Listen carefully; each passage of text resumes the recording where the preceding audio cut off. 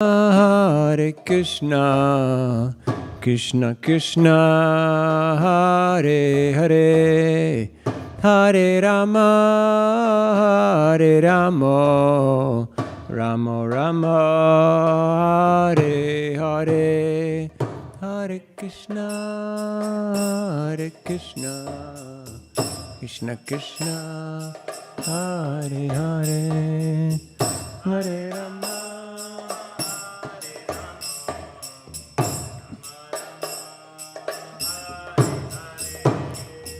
Hare Krishna, Hare Krishna, Krishna Krishna, Hare Hare, Hare Rama, Hare Rama, Rama Rama, Hare Hare, Hare Krishna, Krishna Krishna, Hare Hare, Hare Rama, Hare Rama, Rama Rama,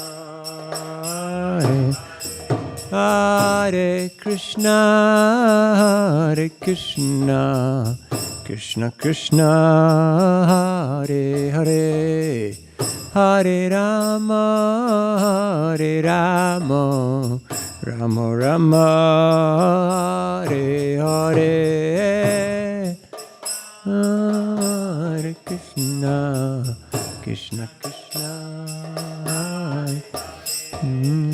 Hare Rama, Hare Rama, Rama Rama,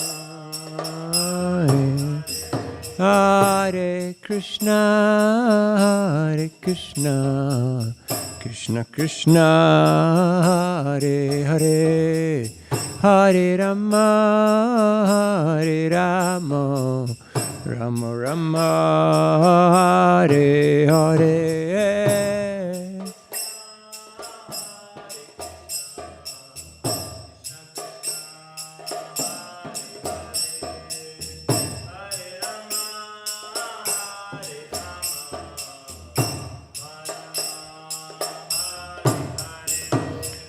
Hare Krishna, Hare Krishna, Krishna Krishna, Hare Hare, Hare Rama, Hare Rama, Rama Rama, Hare Hare, Krishna, Hare Krishna, Krishna Krishna, Hare Hare, Hare Rama, Hare Rama,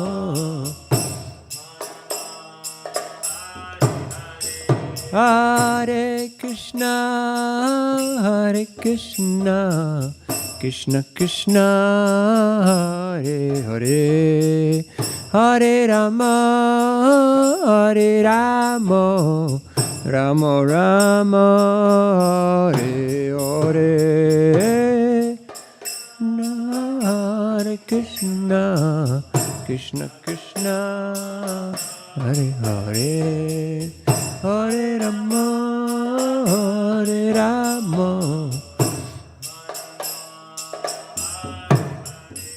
Hare Krishna, Krishna Krishna, Hare Hare, Hare Ram, Ram Ram, Hare Hare.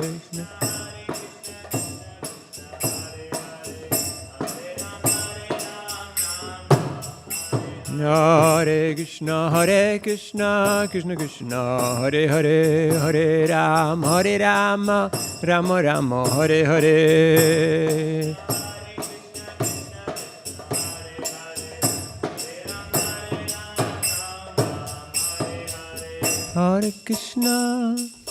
Hare Krishna, Krishna Krishna, Hare Hare, Hare Rama, Hare Rama, Rama Rama, Hare Hare, Hare Krishna, Krishna Krishna, Hare Hare, Hare Rama, Hare Rama, Rama Rama, Hare Hare Krishna, Hare Krishna, Krishna Krishna, Hare Hare, Hare Rama, Hare Rama, Rama Rama, Hare Hare.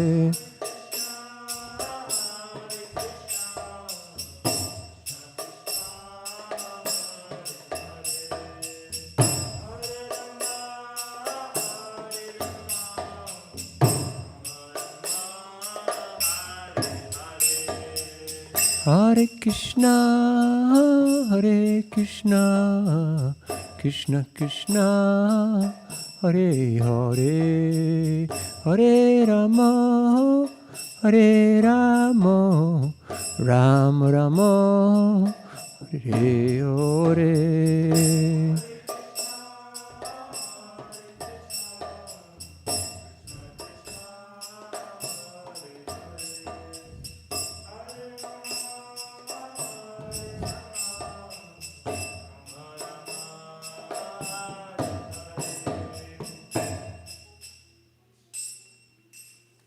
Harinam Sankirtan, please.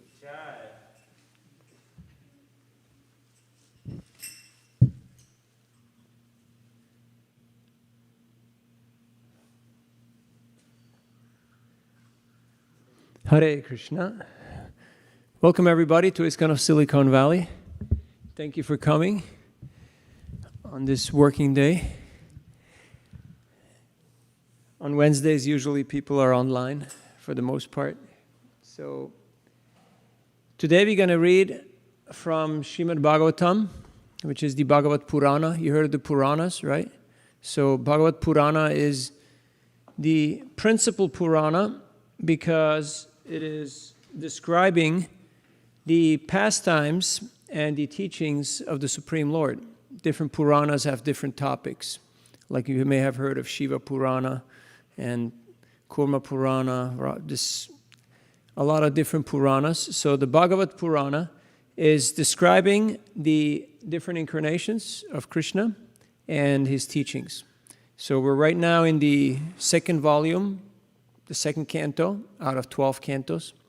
And it is a discussion between Lord Brahma, the creator of the universe, the original engineer, and Narad Muni, his direct son, who is the main teacher of the science of bhakti, or devotional service. So they're having a discussion. Like in the Gita, it's Krishna and Arjuna. We're having a discussion.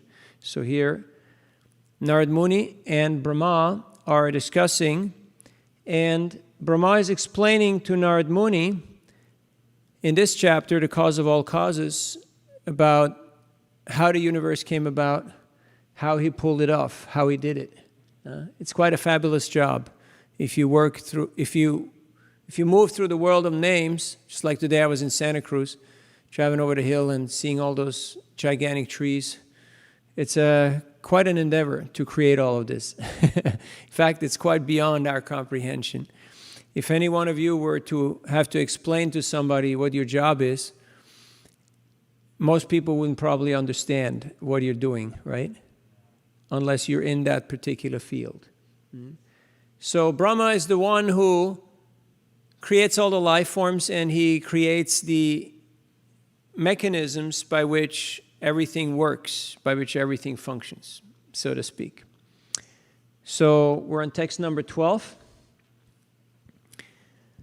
Om Namo Bhagavate Vasudevaya. Om Namo Bhagavate Vasudevaya. Om Namo Bhagavate Vasudevaya.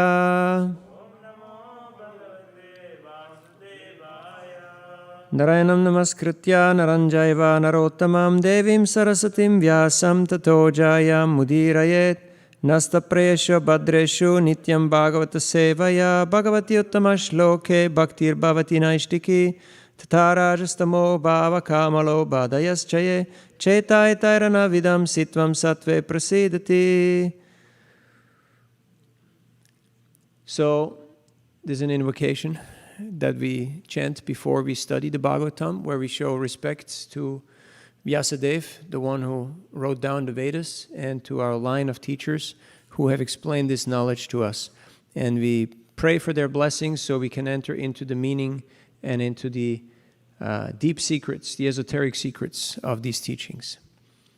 So I'm going to chant the Sanskrit, and then we're just going to get into the text.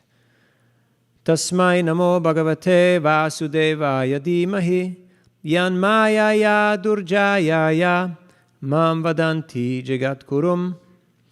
So this is Brahma speaking. I offer my obeisances and meditate upon Lord Krishna, Vasudeva, the personality of Godhead, whose invincible potency influences them, the less intelligent class of men, to call me, meaning Brahma, the supreme controller. Purport.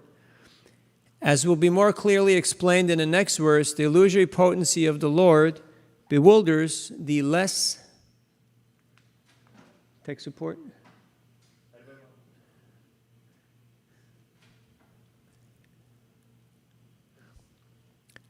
Bewilders the less... Text 12. The hardcover books still beat the online experience. Bewilders the less intelligent to accept Brahmaji, or for that matter any other person, as the Supreme Lord. Brahmaji, however, refuses to be called this, and he directly offers his respectful obeisances unto Lord Vasudeva, or Sri Krishna, the personality of Godhead, as he has already offered the same respects to him in the Brahma Samhita. Ishvara Parama Krishna Sachidananda Vigraha Anadiradir Govinda Sarva Karana Karanam. The Supreme Lord is the personality of Godhead, Sri Krishna, the primeval Lord in his transcendental body, the ultimate cause of all causes. I worship that primeval Lord Govinda.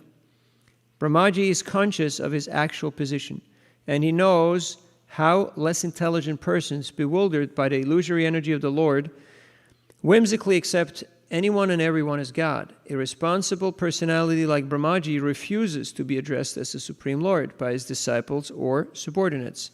But foolish persons, praised by men of the same nature of dogs, hogs, camels, and asses, feel flattered to be addressed as the Supreme Lord. Why such persons take pleasure in being addressed as God, or why such persons are addressed as God by foolish admirers, is explained in the following verse. So basically, Brahmaji is offering his respect to Krishna, the Supreme Lord, and he's stating that people who cannot understand the Supreme, they take anyone else as supreme.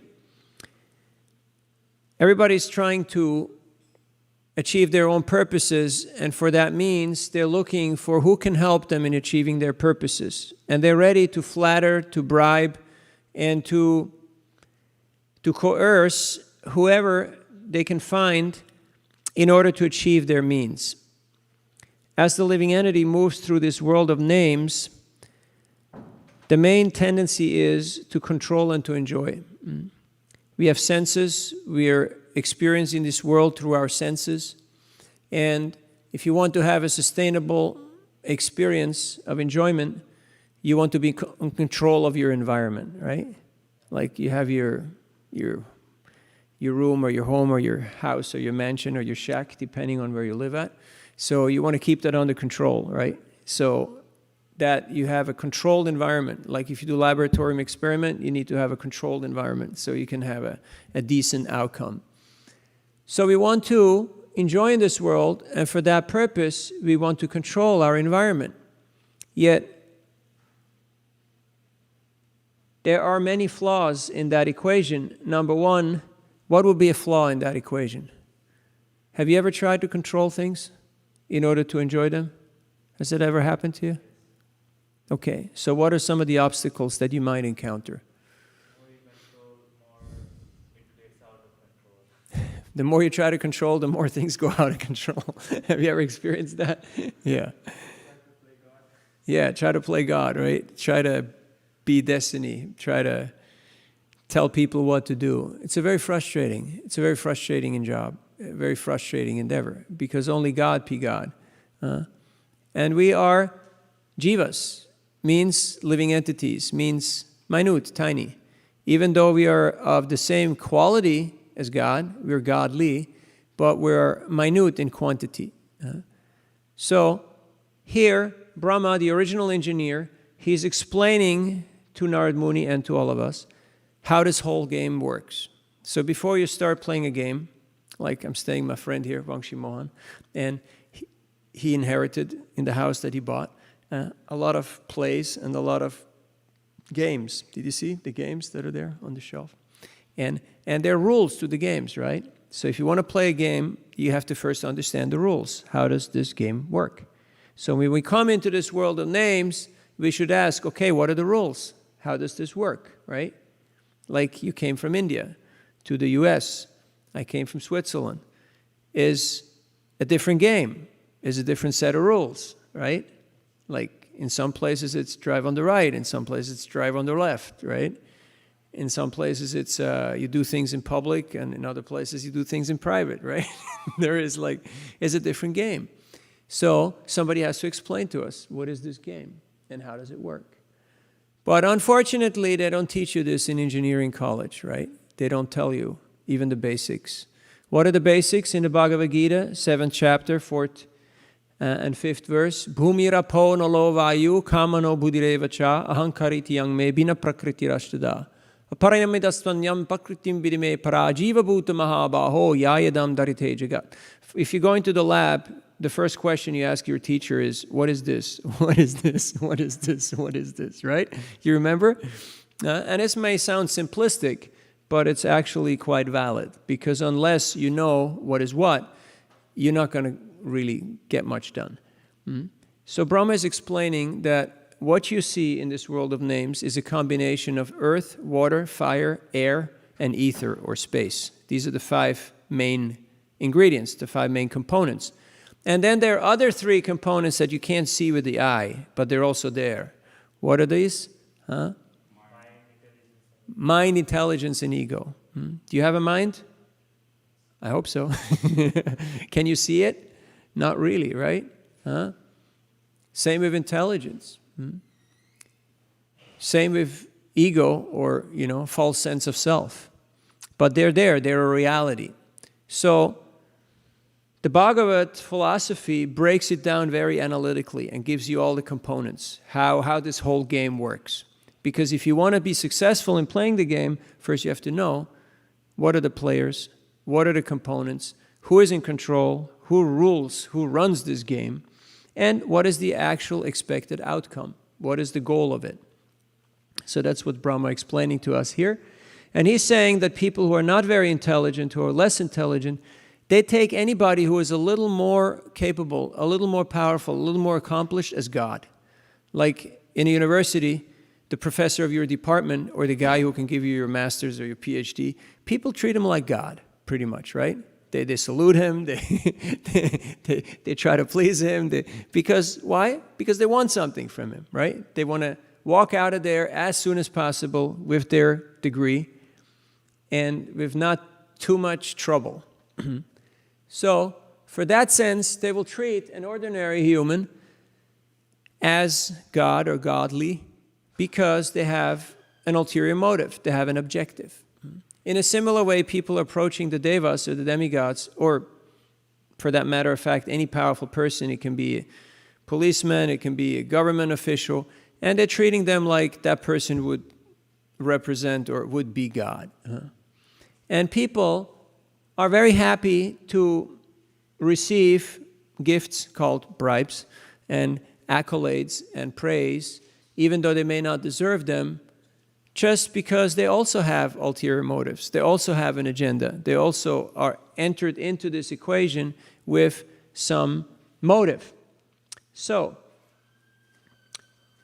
here in the purport, Srila Prabhupada quotes from Brahma Samhita. Brahma Samhita is the prayers of Lord Brahma to Krishna, where he's glorifying Krishna. And he's saying, Ishvara Parama Krishna Sachidananda Vigraha Anadiradir Govinda Sarva Karana Karanam. He's saying that Krishna, or the Lord, is Ishwar. Ishwar means controller, right? We talked about controlling, right? We try to control our environment, and it's hard. It's hard. we can't control our eyes from blinking. Can you stop blinking? You just blinked. You just blinked again. Can you stop blinking? How long can you stop blinking your eyes? You blinked again. A couple of seconds, right? It's very hard to stop it. So that shows even this body that we're inhibiting, that we're inhabiting, and that is inhibiting us, even this body is really not that much in our control. We try our level best, but after a while, we realize my knees are hurting, my back is hurting. So, we're not really in control. But Krishna is not only in control of himself, but he's in control of everything. He's the one who is directing and controlling everything. Because he's the source, he's the supreme. Supreme means supremely powerful. So Ishvara Parama Krishna, the supreme controller, is Krishna. Satchit Ananda Vigraha. His body is eternal, full of knowledge, and full of bliss. Our body is made out of earth, water, fire, air, and ether, right? Our body is temporary. It has a beginning and an end. Antavanta ime deha nityasyokta sharirina. Whatever has birth will also dwindle. And in the meantime, then there is growth, there's production of byproducts, there's dwindling, and there's death. These are the 5 stages of any material creation. So, Satchit and Ananda, eternity, knowledge, and bliss, that is the nature of the spiritual dimension. Anadir Adir Govinda, he is without a beginning, because everything originates from him. So if he's the source of everything, then naturally he can't have a source because he's the source of everything. So that is Govinda. Govinda means the one who gives pleasure to the cows and the senses. Go is Gomata, the cows, and also Go, the senses, Goswami, the master of the senses. So Govinda is the one who gives pleasure to the cows and to the senses. That's why when you look at Krishna and you see Krishna's beauty, your senses become pleased, right? You think like, wow, this is exquisite. This is extraordinary. It's really beautiful. And that's why people in all traditions go to temples, churches, and mosques, and they admire the form of the Lord, the name of the Lord, and his teachings, because it's very pleasing. It's very satisfying. And it's amazing how people can just go and sit in the temple and just look at the deity sometimes for hours. People just go there. They just look at the deity because it's very pleasing. It's very satisfying. So that's Govinda. Sarva Karana Karanam. So he's not only the source of all living entities, he's the cause of all causes. There is the initial cause or the efficient cause. So Krishna is the one who creates all these mechanisms. Just like Brahma, who is the original engineer, he is self-born from the lotus flower that manifests from Mahavishnu's abdomen. And he appeared on that lotus flower, and everything was dark. Everything was dark, and he was a little frightened and bewildered, but he explored his lotus flower, and he heard 2 syllables, tapa, which means austerity. So he performed austerities for how long? 100 years. Quite a long time. 100 years. He performed austerities, after which Krishna was pleased, and he personally came and he shook his hand and he said, thank you. Thank you. It's pretty cool, huh? Krishna comes, he shakes your hand. He said, thank you. And so Brahma asked, so what am I supposed to do?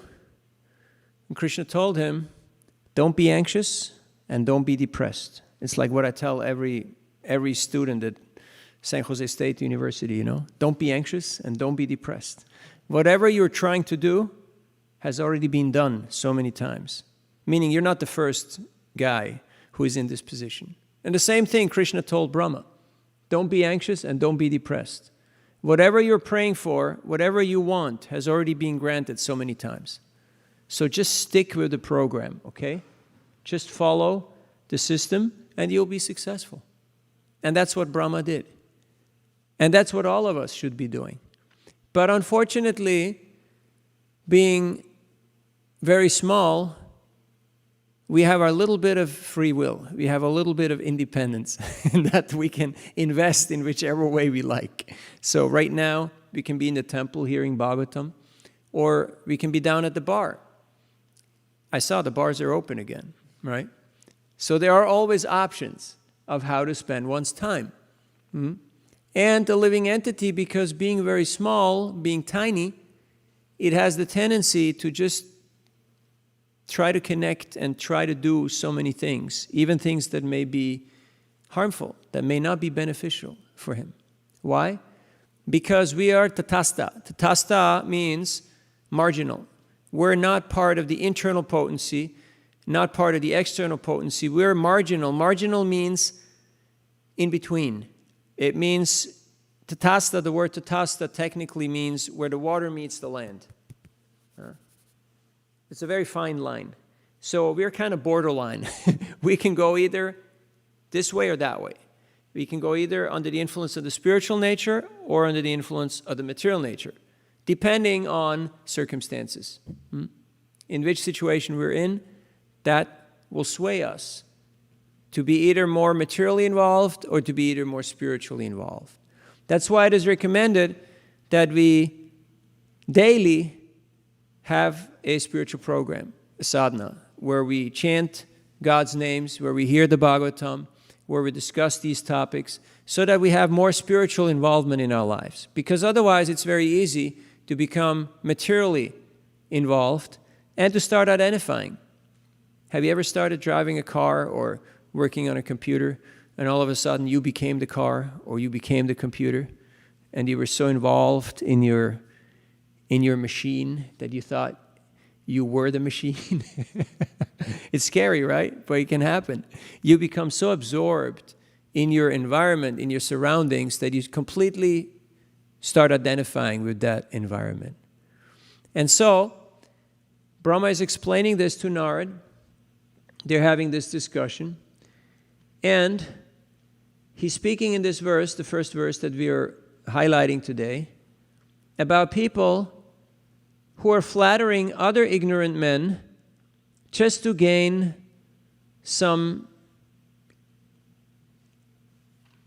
favors, just to gain whatever it is that they would like to achieve. Any questions or comments so far?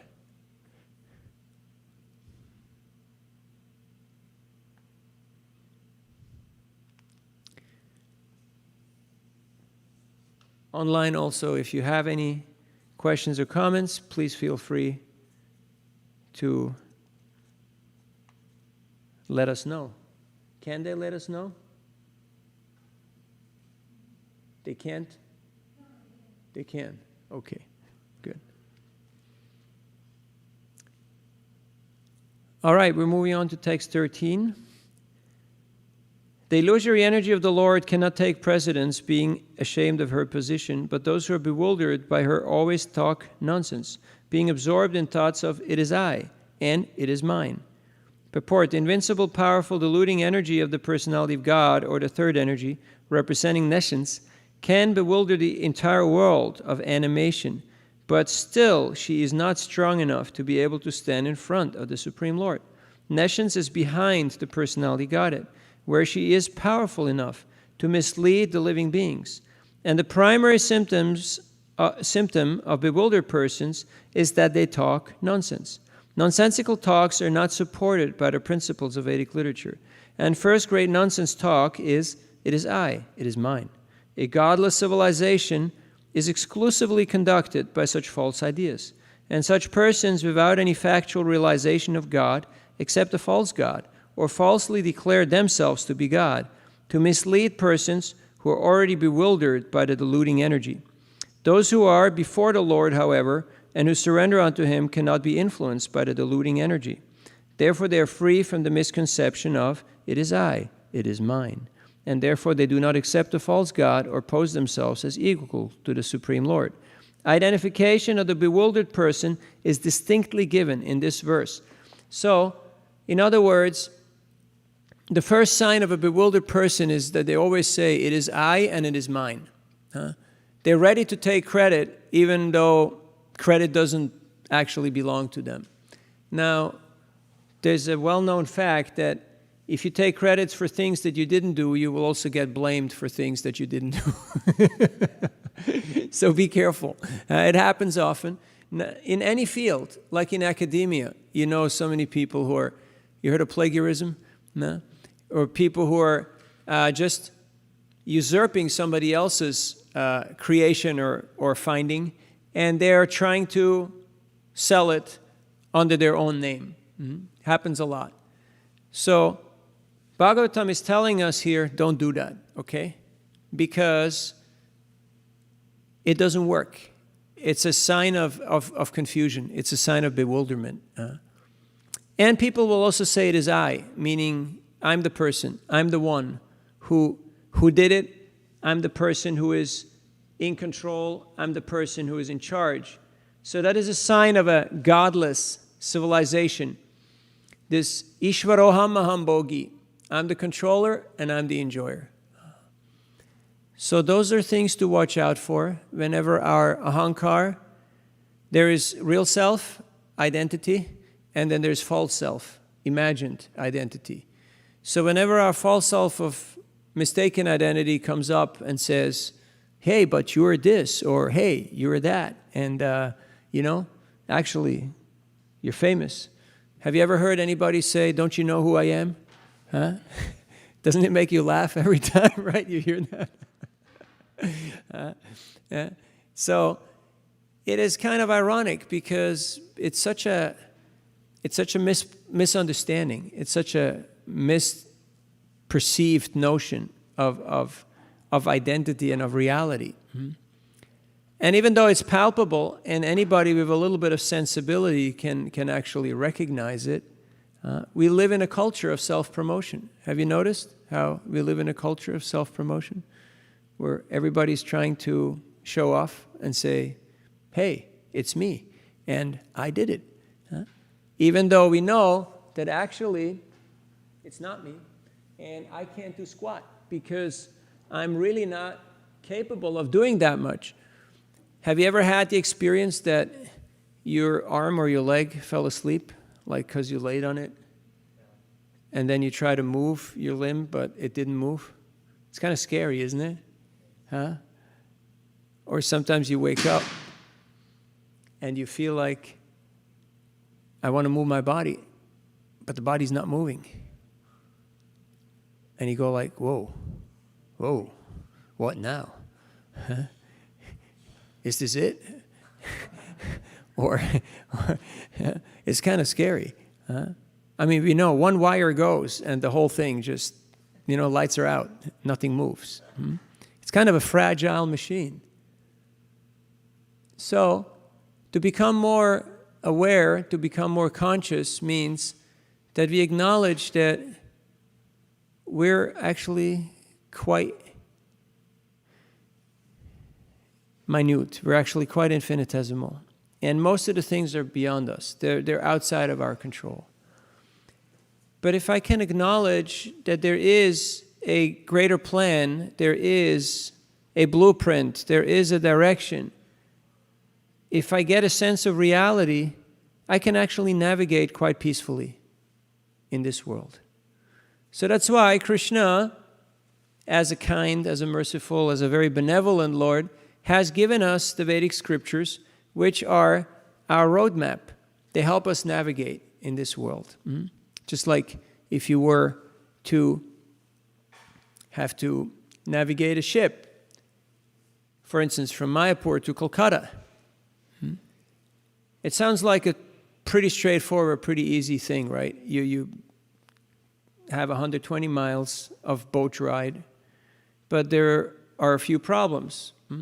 The main problem being that there's not just one river, there is many rivers.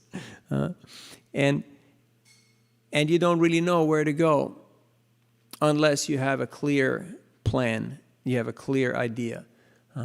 So the Bhagavatam is giving us that roadmap, is giving us that clear idea.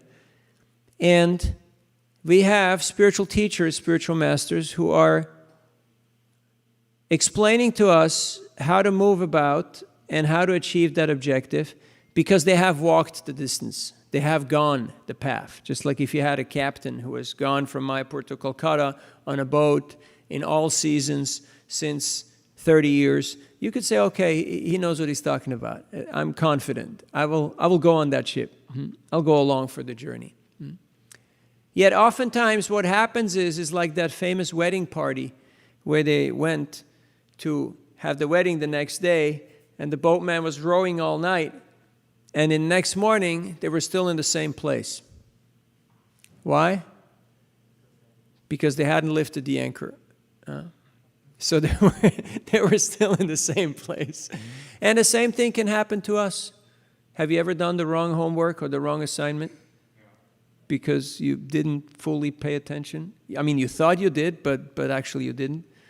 You were already in execution mode. You didn't really check back. Is this really the task? And so it was futile. Even though you did things right, you didn't do the right things.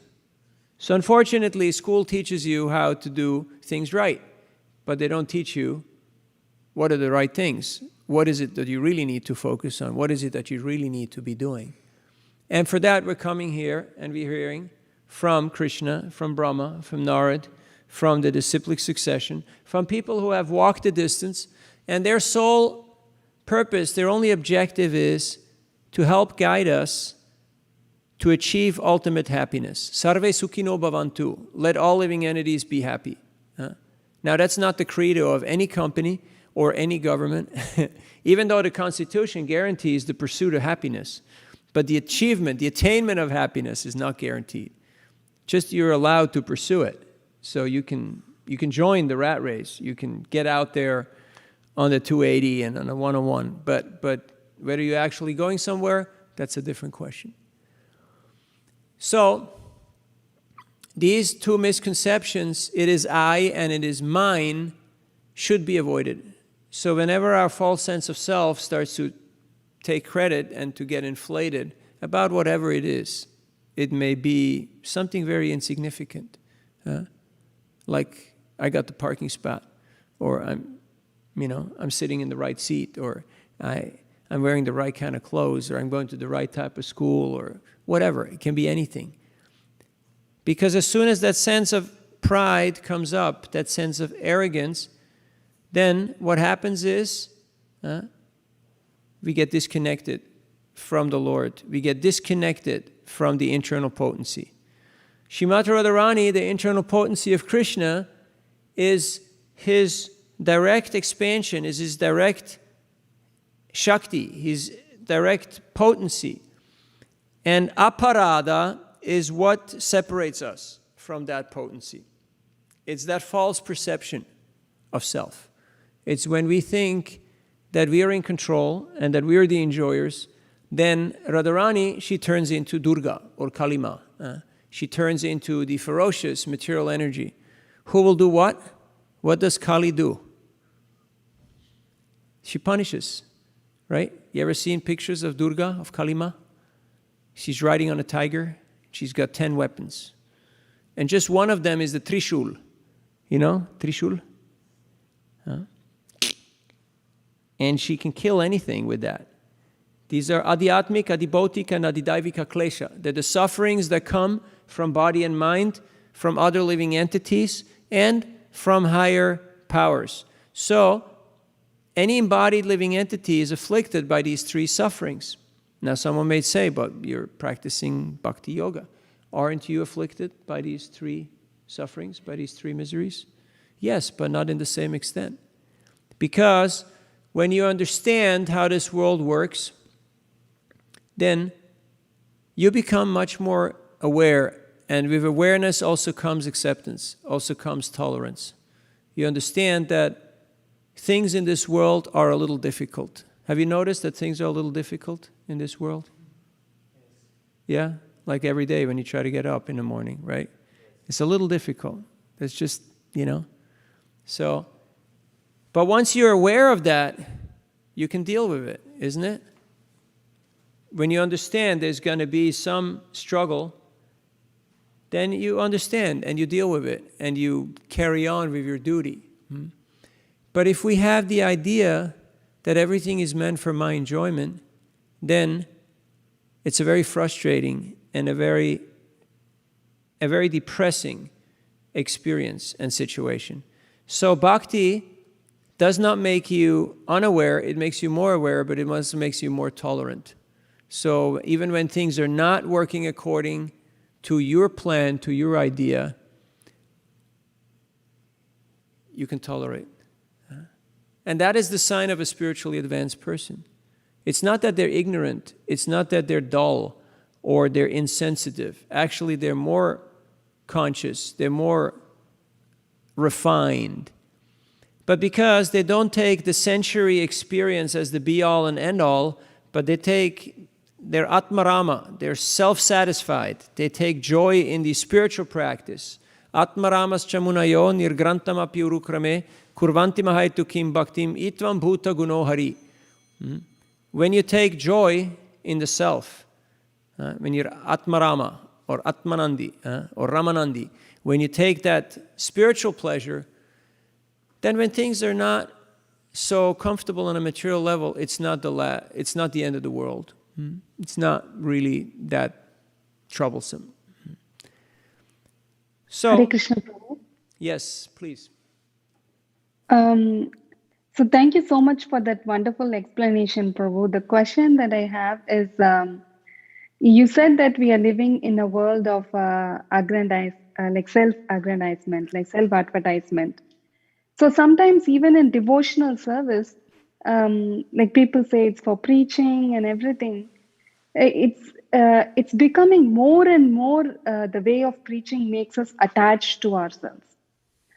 So like in this age, means at that situation, like for example, somebody gets more likes or somebody comments on a video, or because all these things we think as a parameter for our success in Krishna consciousness or our seva.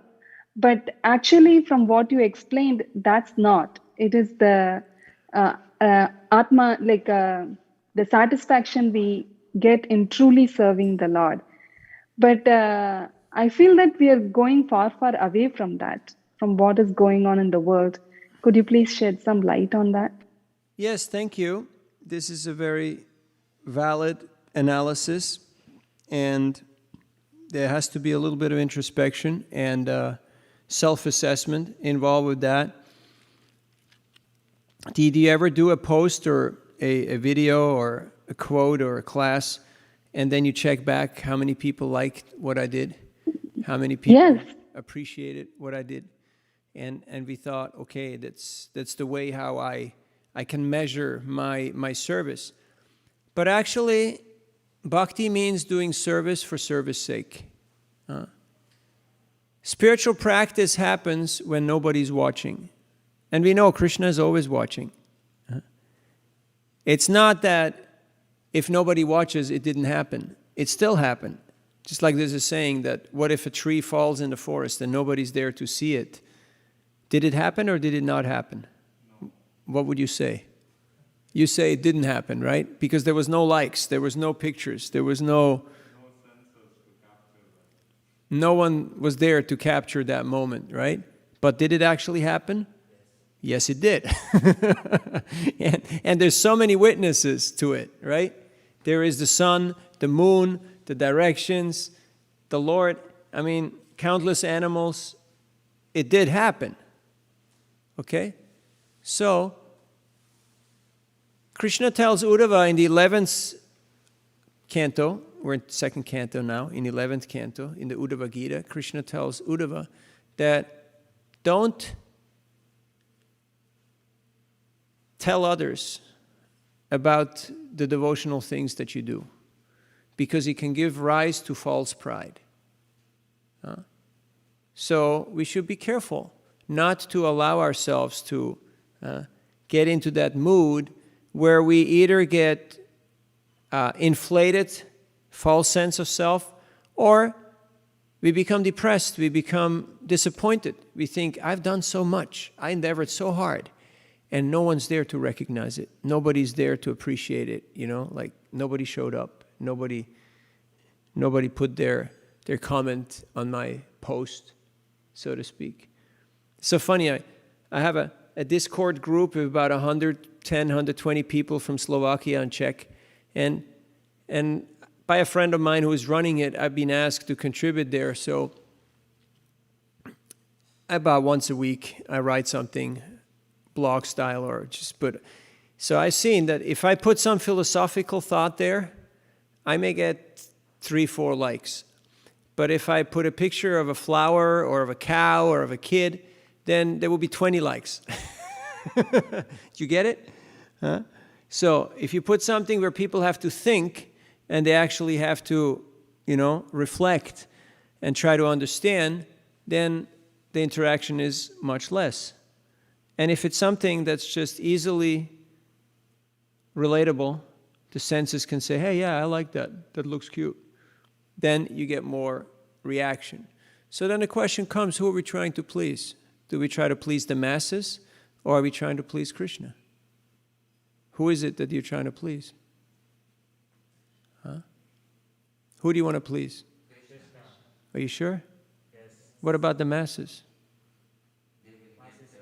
You don't care about the masses? Okay. That's how it works, right? Huh?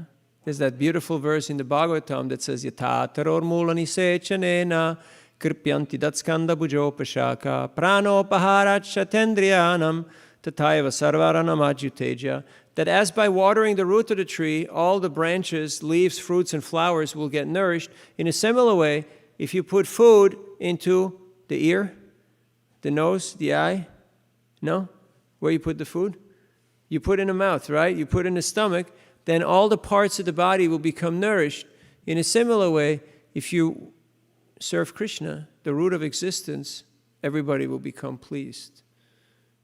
Isn't that a wonderful thing? It's a one-stop solution. You don't have to go and run around. It's like if you want to get your HB1 or your green card or your whatever, you have to go and get police clearance. And I'm not even going there. You know what I'm talking about, right? It's a long process where you run from here to there, and back to here to try to do what you do. You please Krishna, everyone's pleased. Guaranteed. I guarantee you that. So let us focus on pleasing Krishna, knowing fully well that naturally everyone else is part of Krishna, because we're all parts and parcels of Krishna. And if we do our level best to please Krishna, if Krishna is pleased, that will be just good enough. But if you're trying to please the world, what happens? Frustration. Why? Because you can't please everybody. It's just not possible. And then we will feel disappointed. We will feel let down. I don't know if this helps, but thank you so much, we all Prabhu. have to It's check encouraging. our own tendencies. And yes, of course, we try to do our best, and we try to say things that are relevant and do things that are appreciable to others. But ultimately, we have to understand that our real indicator of success and satisfaction should come from knowing that we're doing the right thing. Just like if you were to study in a university and you try to please all your friends and all your relatives and your co-workers and everybody, you get nowhere, right? But we have to figure out is who is the person who I really need to please? Is the guy who's going to assess your project? Is the guy who's going to decide, okay, you did it or you didn't? So in bhakti, that is Krishna. That's where the buck stops. Okay, yes, Krishna. Oh, the last line I really liked actually. Real happiness comes from knowing that we are doing the right thing. I will get a tattoo of that. So a question I had was actually one more thing I liked was the if you take credit for something which you haven't done, you'll get blamed for that, and you have Not blamed for that. You get blamed blame for something something that you else. didn't do. Yeah, something which you didn't do. So actually, it happened with me. You gave an example. Actually, I couldn't imagine that, but you gave an example of plagiarism, and we actually, when I was in university, everybody copied one assignment from previous. Really? You guys did that? Yeah, and everybody got everybody. They failed everyone in the class. Yeah. So They failed everybody. yeah, the whole bunch. Everyone in the class, so everybody had to take again. But so yeah, that is very nice. I could understand. Yeah, and the funny thing also is that you don't get blamed for all the bad things that you actually did do. You get blamed for the things that you didn't do, which is kind of really disheartening because they didn't even see our accomplishment, what we're capable of, in a good or in a bad way. So if we take credit for things that we didn't do, we'll get blamed for things that we didn't do. So we have to be careful not to misappropriate. That's like when people say, oh yeah, I did it, or I came up with this. We have to be careful with that. Therefore, in Bhakti, we always defer to our teachers, and we give due credit. We give credit where it's due to the people who actually have come up with this stuff, because we're just here. We're like the mailman. The mailman is not the one who writes the checks. He's not the one who writes the citations. He's just the one who distributes us the mail. It's a custodian, so to speak. Other questions or reflections so far? Yes.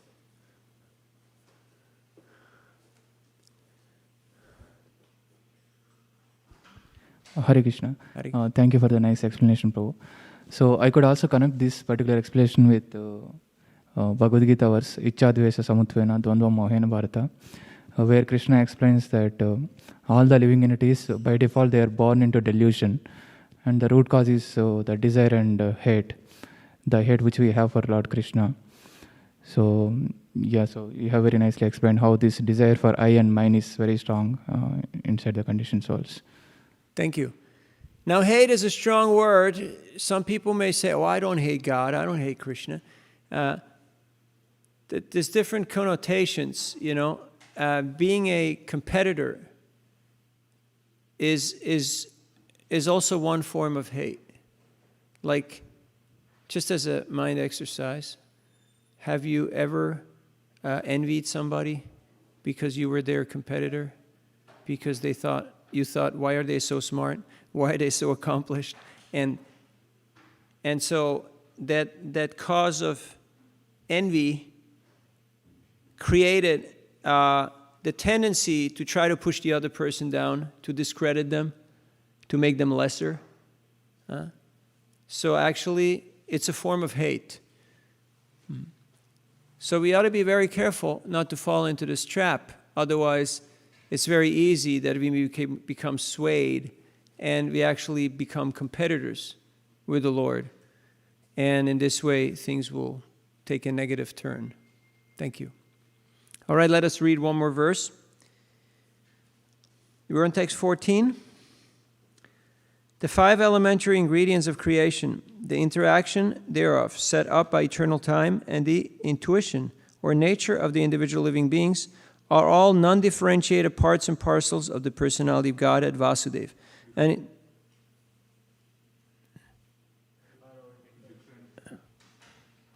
that's different. What is different? Yeah. Are all differentiated parts and parcels. Did I say something else? Say the same thing, but we understood it. Okay. Let me start again. The 5 elementary ingredients of creation, the interaction thereof set up by eternal time, and the intuition or nature of the individual living beings are all differentiated parts and parcels of the personality of Godhead, Vasudeva. and in truth, there is no other value in them. Purport. This phenomenal world is impersonally the representation of Vasudeva, because the ingredients of its creation, their interaction, and the enjoyer of the resultant action, the living being, are all produced by the external and internal energies of Lord Krishna. This confirmed in Bhagavad Gita 7:4-5.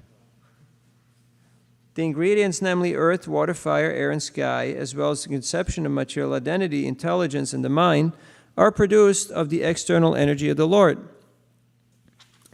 The living entity who enjoys the interaction of the above gross and subtle ingredients are set up by eternal time, is an offshoot of internal potency, with freedom to remain either in the material world or in the spiritual world. In the material world, the living entity is enticed by deluding nations, but in the spiritual world, he is in the normal condition of spiritual existence, without any delusion. The living entity is known as the marginal potency of the Lord. But in all circumstances, neither the material ingredients nor the spiritual parts and parcels are independent of the personality of Godhead, Vasudeva. For all things, did I lose something here? Independent of personality, Godhead, Vasudeva. For all things, whether products of the external, internal, or marginal potencies of the Lord, are simply displays of the same effulgence of the Lord, just as light, heat, and smoke are displays of fire. None of them are separate from the fire. All of them combine together to be called fire. Similarly, all phenomenal manifestations, as well as the effulgence of the body of Vasudeva, are his impersonal features, whereas he eternally exists in his transcendental form called Satchit Ananda Vigraha, distinct from all conceptions of the material ingredients mentioned above.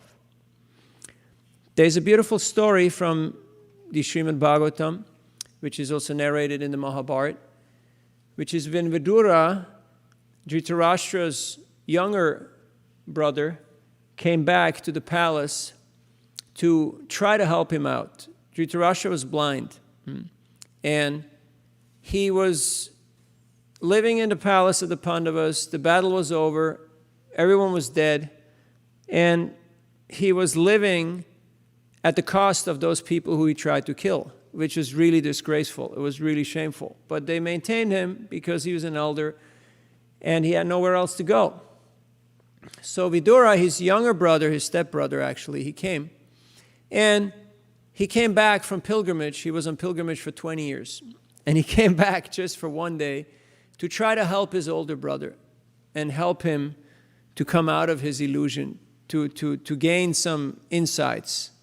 He wanted to turn on the lights and give him some sight. So he told him a little story. Nowadays, people don't pay so much attention when you tell philosophy, but when you start telling stories, people start usually listening up. Do you like stories? Okay, I'm going to tell you a little story, all right? So there was one Brahmin, and he was sleeping in his bed, and all of a sudden, he woke up, and he was not in his bed anymore. He was in a desert. So you can just visualize that right now, okay, in your mind. Okay, you're in your bed, you go to sleep, everything's fine, and then all of a sudden you wake up and you're lying in the desert. Now what's in the desert? What is in the desert normally? Bunch of sand, right? A few rocks and mostly sand. And it's hot. So he felt this is not real. This is not really great, you know? So he became thirsty and hungry. So he started walking around. And somewhere, far away, he saw some trees. Looked like an oasis. So first he thought it's just a mirage, it's an illusion. But he moved closer to it, he saw actually there's trees there. And as he really got close, he saw there's a whole forest there. But then there was a big wall around it. So he walked till he found a spot where to climb the wall. And with great endeavor, he climbed that wall. And he felt like, ooh, yeah, it's nice because, you know, there must be water. There must be food. I'm really hungry. I'm really thirsty. And I don't want to die in the desert. But as he got to the top of the wall, he realized that it's way farther deep down on the other side, so he won't be able to make it up there. So he had to make a choice. I'm going to stay in the desert and die, or I'm going to jump and go here and see what's there. So he thought, let me go and explore. Do you like the story so far? Yeah? So he jumped down, started moving around, but then, because it's a forest, what is there in the forest normally? What kind of animals? What kind of animals do you have in the forest?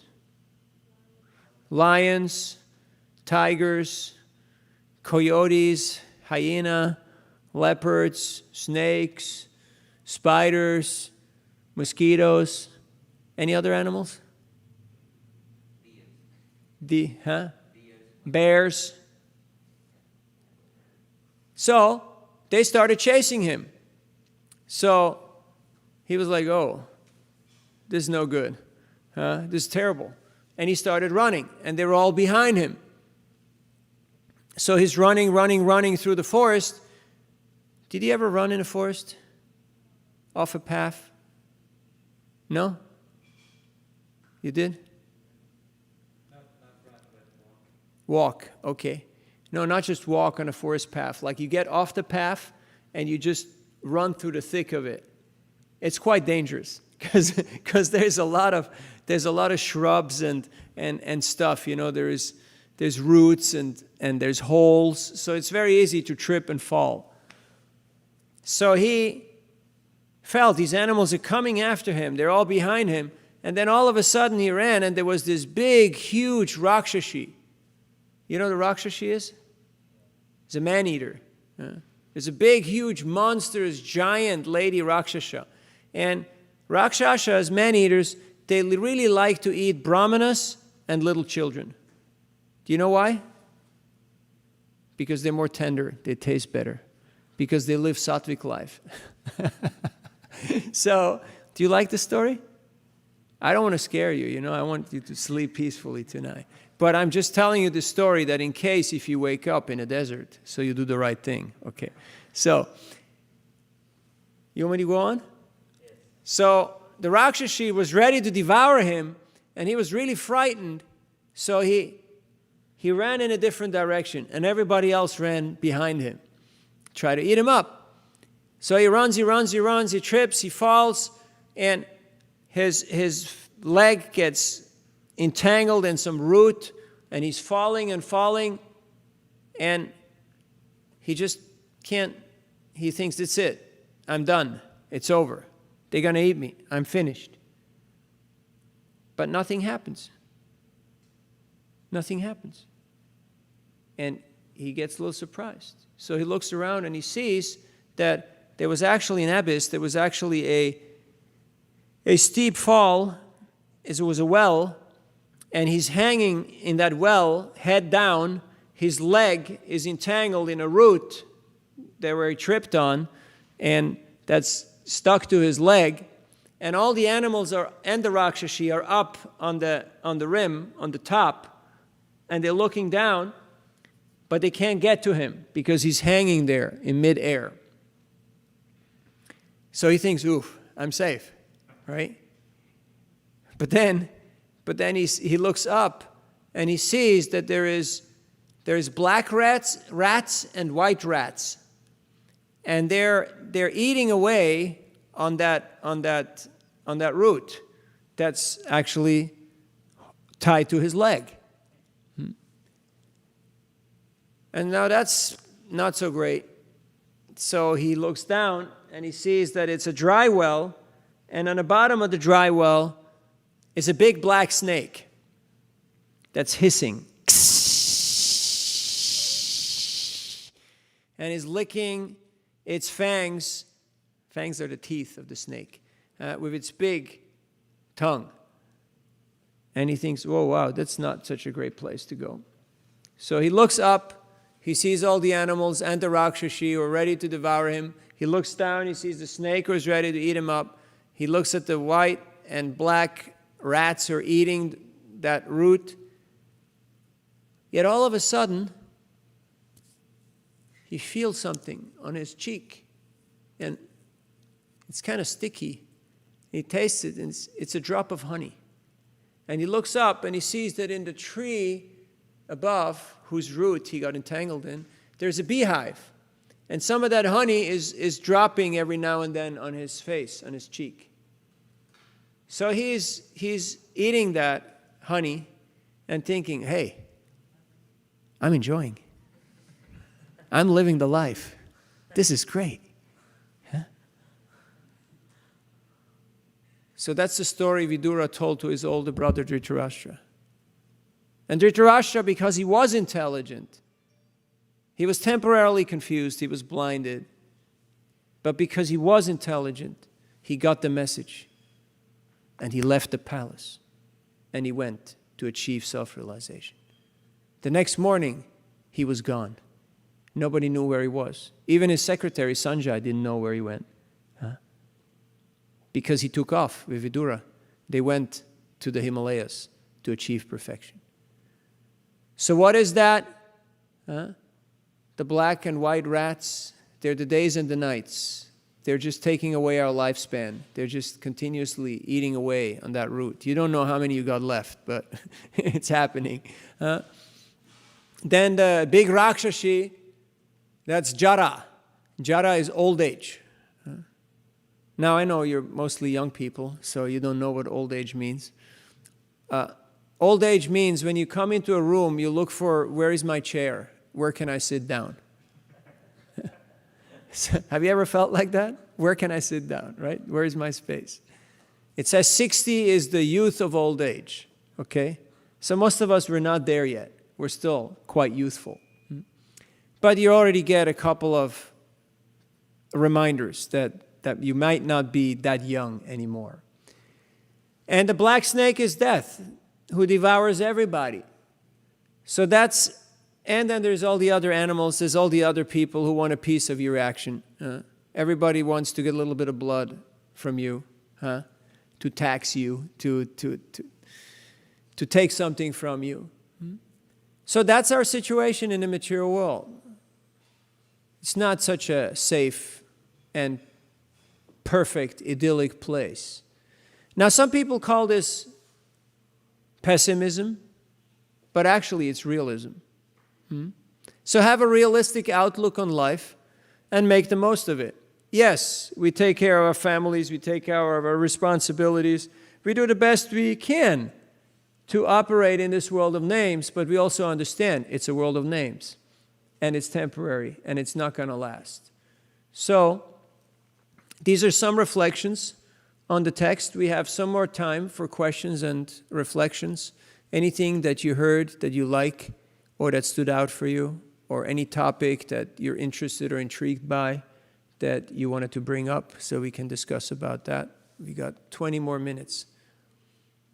Did you like this story? Do you like it? It's a pretty cool story, right? So next time you wake up and you find yourself in the desert, what do you do? Huh? Don't go in the forest, right? Wake up from the dream, right? That's better. Yeah. And that's what we all have to do. Just trying to alleviate one problem with another problem is not really going to solve the problem. We have to understand what's actually going on. Any other topic? Any queries?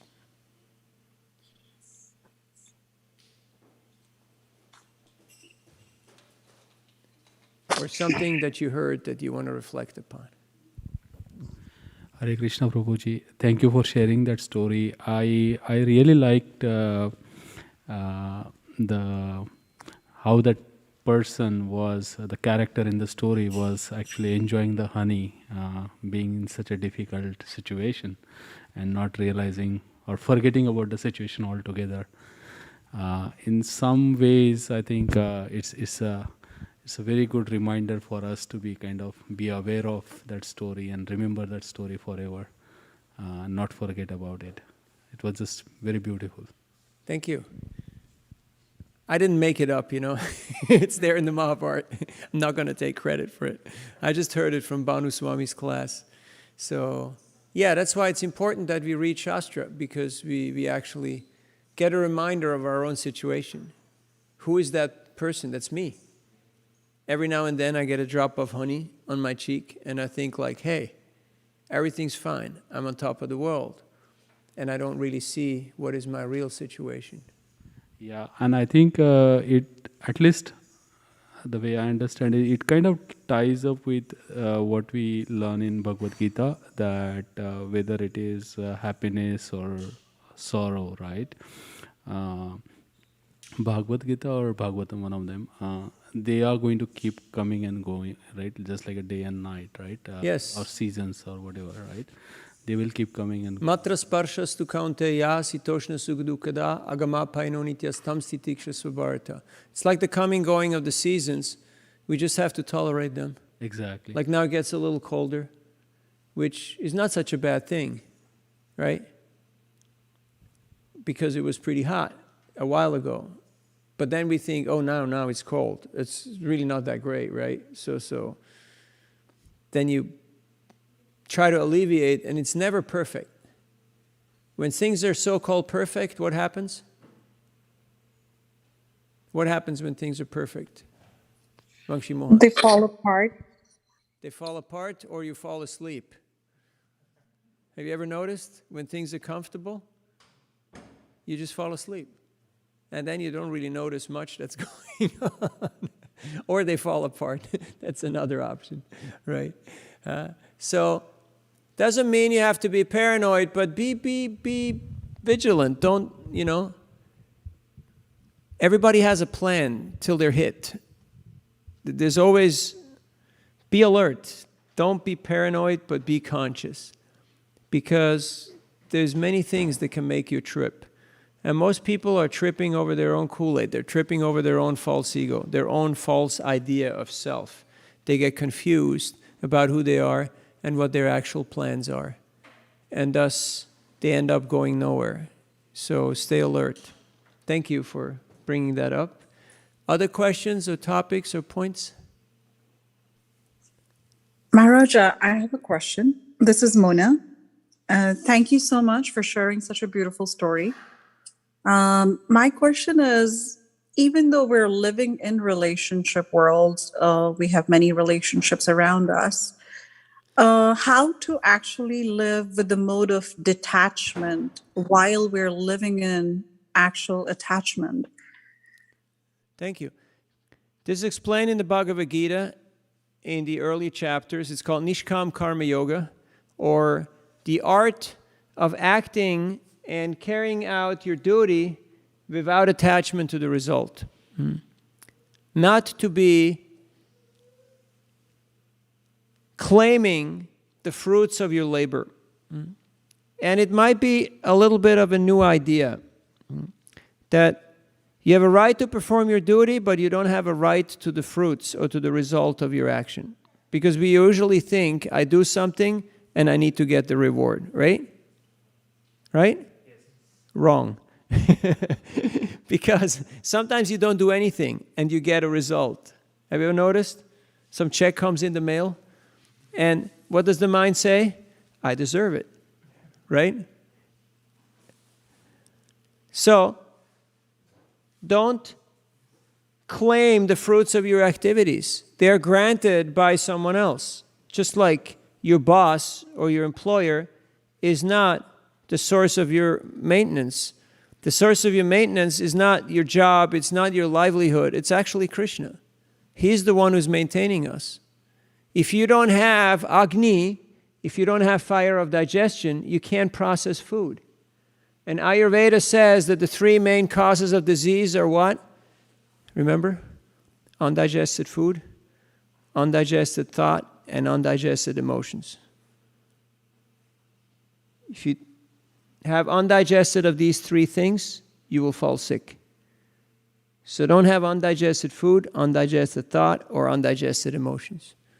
That's why we practice bhakti. So we can process food, thought, and emotions. It's important. Otherwise, that very same thing that has initially given you happiness and joy will be the cause of your misery and of your distress and of your destruction. And because that is not understood, we live in a times where society is quite weak and people are quite sick because they have not understood this basic rule.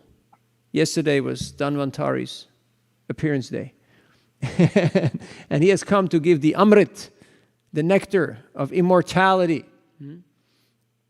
And if we were to pay attention to the basic ABCs of Ayurveda, we would actually be vibrant, we would actually be healthy, and not worried about all the stuff that people are worried about nowadays. Because we would understand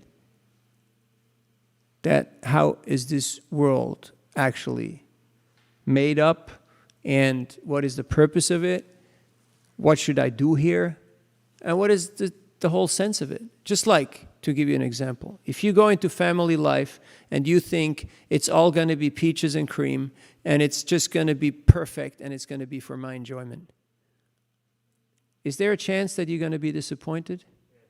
Any realizations from our esteemed householders? 200%. Yes, Yeah. you're absolutely right. Yeah. Neither your kids, nor your husband or your wife, nor your boss, nor anyone will actually appreciate and recognize all the labor, all the hardship, all the trouble, all the efforts that you put into this. So, but if you were to understand, it's a yajna, it's a sacrifice. It requires work, endeavor, ingredients, capital, time, and eventually there will be fruit. There will be a result. But that result, again, is an offering to Krishna. If you wait till your kids are going to come and say, Mommy, Daddy, you're great. You did fantastic. Thank you. I love you. You can wait for a long time. That may or may not happen. But if you know, I'm doing the right thing. I'm doing what I'm supposed to be doing. I'm following Dharma. I'm following the blueprint. I'm following Krishna's system. I'm following the path. And things will work out. Because if Krishna is pleased, everyone will be pleased eventually. And believe it or not, even kids at some point they get it. It may take a while, but they will get there. If we give them enough, not just time and space and guidance, but also enough room and that they can make their own moves in life. And then they will be able to gain some perspective and appreciation. They will gain that. Krishna is there in the heart of every living entity. There has to be confidence that this plan works. And how do we gain that confidence? Shraddha Shabde Vishwas Kohe Sudrida Nishchoy Sarva Karma Kaila Krita Hoy. We gain it in the association of devotees by hearing and chanting, discussing about these topics, and sharing experiences of life. That's why we have satsang. Satsang, it means truthful association. Not I scratch your back because you're going to scratch mine. Not I flatter you because you're going to give me something. But we're helping each other to be our better selves. Because that's what we're here for. That's what Krishna and that's what Brahma and Narada are doing. That's what we're supposed to be doing. That's what's going to make a difference. So once you know that, then you go into an equation with a different attitude, whether it be family life, or it be job, or it be studies. Unfortunately, people are not very well prepared. They just look at the movies, right? You see the movies and you think, wow, it's going to be just fantastic. And then you might get disappointed. That's why we should read the Bhagavatam and watch less movies. Just as an idea. Just throwing out some ideas here. Because it's Maharaj, thank you. Yeah. This is something so beautiful to take away what you just said. Undigested thoughts, undigested food, and undigested emotions And also what you mentioned, Krishna is in the center of everything in our heart. This is very beautiful. And I can definitely, my reflection, whenever I listen to satsang, whether it's online, whether I come down there, or whether I'm in association with the really like-minded path souls, whatever tension, whatever stress we have throughout the day or the week, somehow it just vanishes, it disappears right away. But thank you so much. This is something very, very beautiful. Thank you. From listening from you, it was really needed. Hare Krishna. Thank you. Thank Hare you. Krishna. Thank you all for listening in. We know you're out there. And thank you all for showing up here in person. I know it's a long work week, and we do have usually our Wednesday programs online, but there will be Dhamma Rastikam. We got another 5 or 6 minutes, so if there's any other topic for discussion or reflections, yes, please. Prabhuji, what is an undigested thought? Is it a doubt, or what does it exactly mean? No, undigested thoughts are, you just have you have to have time to process. That's why we need to spend time by ourselves, not with electronics, not with a whole bunch of people, but time by yourself, so you can process and you can sort out your thought process. That's why it's good to go on a walk. That's why it's good to chant your rounds in the morning, and it will help you to align your thought process. Have you ever had conflicting thoughts? Should I or should I not? Should I not? Does this ever happen to you? Or is it just me? Huh? They say there's about 47,000 thoughts in a day that go through the head. Some of them are quite opposites, right? Just like in the Bhagavatam, there's another beautiful story of Sati and Lord Shiva.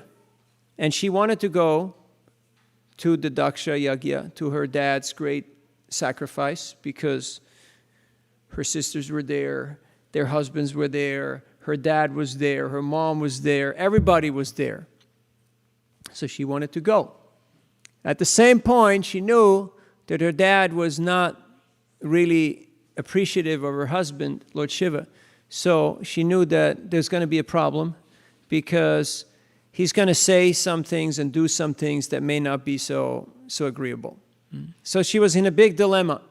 She didn't know what to do. She left and came back into the room, and she left and she came back. It was like a pendulum swing, going back and forth. She didn't know what to do.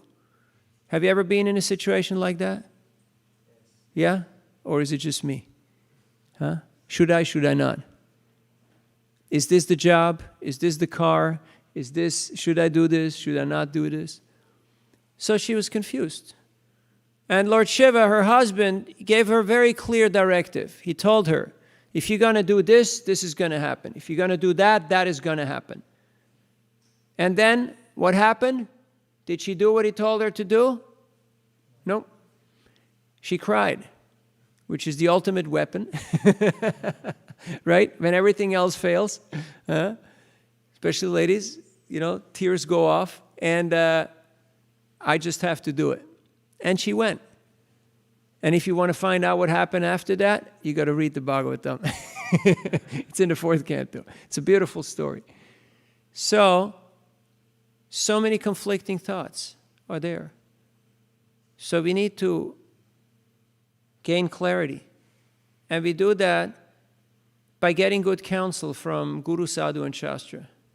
But also, Krishna in the heart, he's there.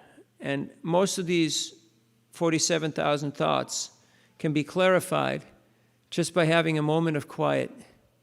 And Krishna will tell you what's the right course of action. Did you notice how Krishna is giving you good guidance and good direction? He's there. And that's why we have to have time and the environment that's conducive. That's why we should live in a sattvic environment where we can actually process our thoughts and our emotions. Otherwise, if our senses are continuously stimulated and we're just bombarded continuously with more and more sensual impressions, we'll never have time to actually process. And then it's information overload, and then the mainframe just shuts down, and people start doing weird and stupid stuff. Or they just get totally confused and bewildered and don't know what to do at all. They have a meltdown. Just like Arjuna, he had a meltdown. He was confused. He didn't know what to do. Put his bow aside. He said, I'm not going to do it. Either way looks bad. Everything looks bad. I'm not going to do it. And then luckily, Krishna was there. And so he told him, okay, I'm confused. Please tell me what to do. Krishna gave him the options. He explained the whole thing. He laid it out. And then Arjuna, he actually gained back his courage. And he said, okay, now I understood. Now I'm ready. I'm ready to fight the righteous war. And I'm going to do it for you. No matter what the outcome is going to be. And that's our own situation. That's where we're at. Each and every one of us. Pretty much every day of our lives. That we have to go into the battlefield, whatever your battlefield is. It may be school, maybe university, maybe job, maybe whatever. And do the right thing and not be attached to the outcome. Knowing fully well, I'm doing this as a sacrifice. I'm doing this to please Krishna. And whatever may come, that's okay. But I'm going to stick to the plan. I'm going to do the right thing. And it requires courage. It requires integrity. And it requires a little help from your friends. That's why we're building community on the basis of Dharma, so that we have a clear sense of north. We know where our moral compass, where our map is. Otherwise, if you don't know where you're going, any road will take you there. So thank you for your kind participation. It is quite an attendance for a Wednesday night. I believe we have Damodarastika right now. There is some singers here who are going to do the kirtan. I was informed that there is a group of kirtaniyas. You ready? Good. Grantarat Srimad Bhagavatam ki, Srila Prabhupada ki, Shri Radhamadan Mohan ki, Srimad Mahaprabhu ki jai, Shri Lakshmi Nrsimhadev Bhagavan ki, Gaura Bhakta Vrinda ki, Nitai Gaur Premanandi, Vanchakalpatarubhyascha, Kripa Sindhubhyeva cha, Patitanam Pavanebhyo, Vaishnavebhyo, Namo Namaha. Thank you very much. Gaura Bhakta Vrinda ki jai. Haribo. Thank you. So please stick around. We have offering of lamps and the Damodarastakam, and after that there will be prasadam.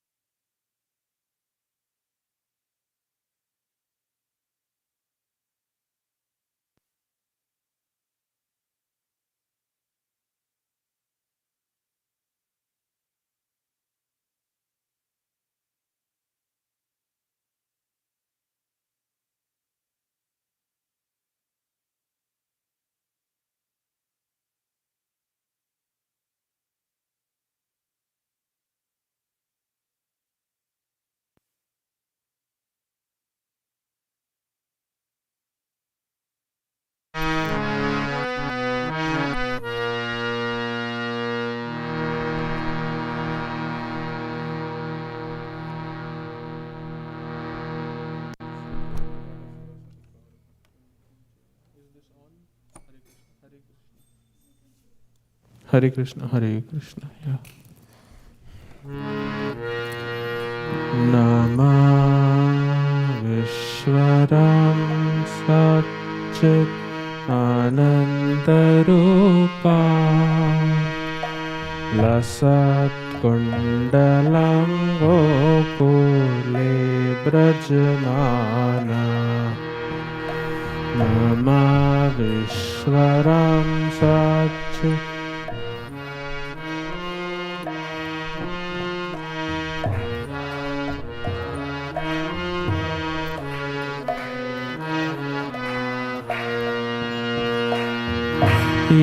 Yashodabhiyo Lokha Ladhavamana Paramrishtamatyantato Dhrutagopya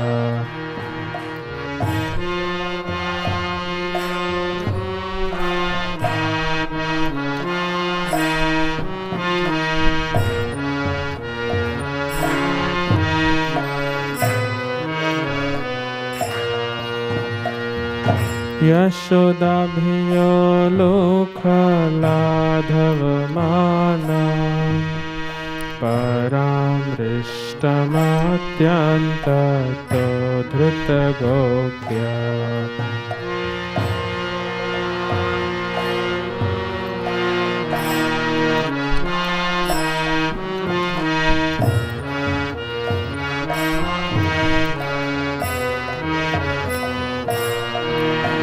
Rodantam Mahornetra Yugmamrijantam Karam Bhojayognena Sotam Kalita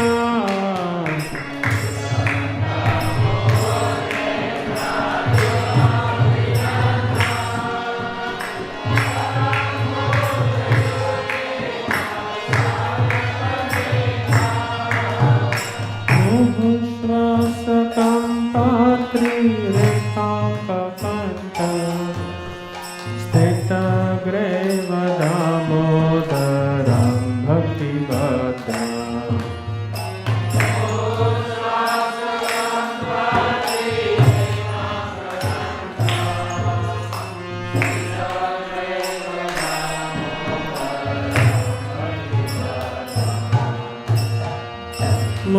Muhusvasakam patri rekam kakanta Stita greva damodaram bhakti vadam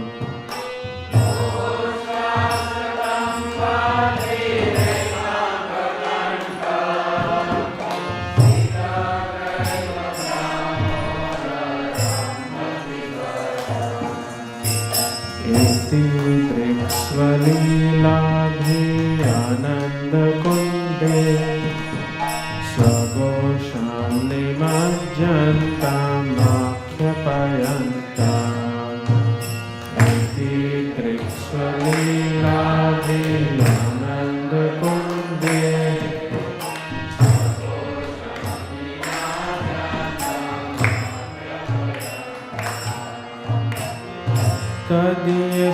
Tadiyashitadnesho bhaktirjitatvam Punya prematastam shatavriti vande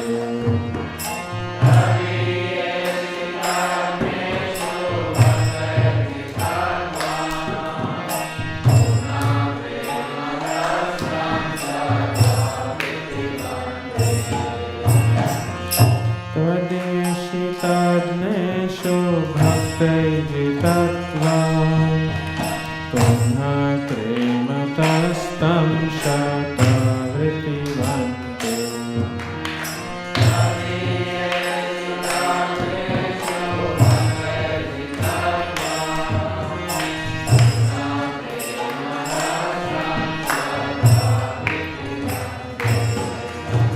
Param deva moksham na moksham vadimva na chalyam vrineham rishadakiha deva moksham na moksham vadimva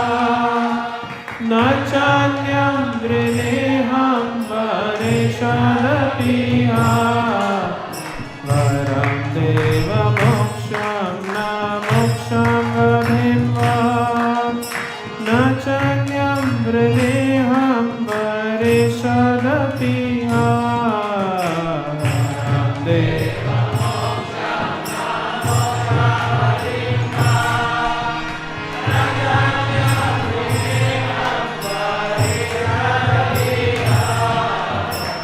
idam teva purnartha gopala bala sada me manasya virashtam kimanye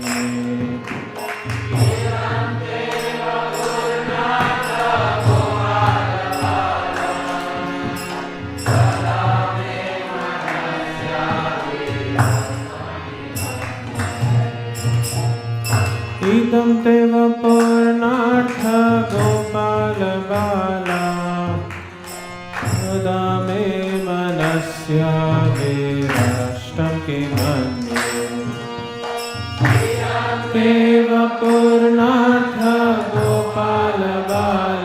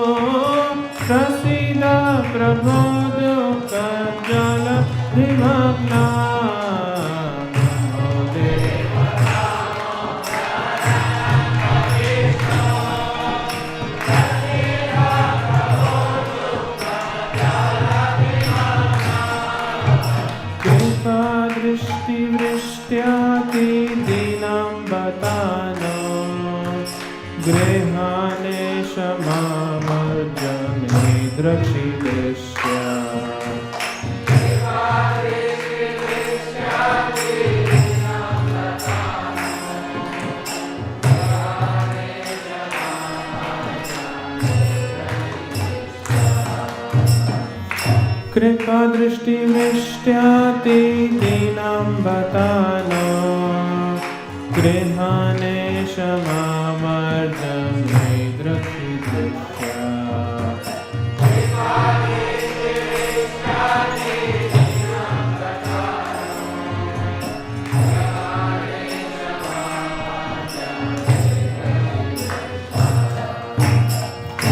कुबेरात्मजो बद्धमत्ये त्वया त्वया मोचितो भक्ति भजो कृतो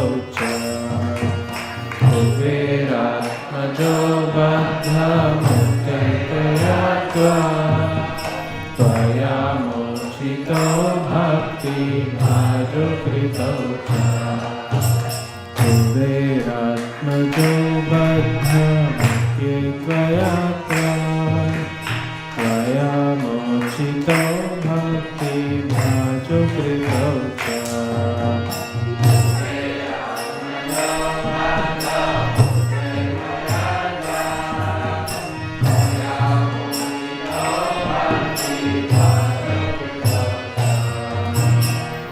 तथा प्रेम भक्तिं स्वात्मां मे प्रयच्छ नमो शीघ्रहो मे स्थितमुदरेहा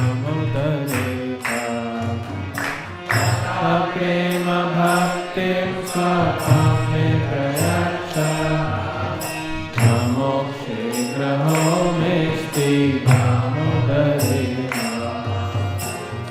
तथा प्रेम भक्तिं स्वात्मां मे प्रयच्छ नमो शीघ्रहो मे स्थितमुदरेहा तथा प्रेम भक्तिं स्वात्मां मे प्रयच्छ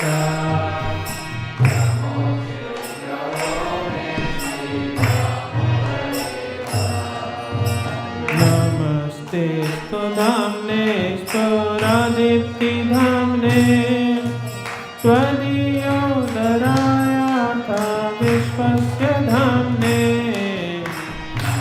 ते स्तुधाम्ने स्फुरदीप्तिधाम्ने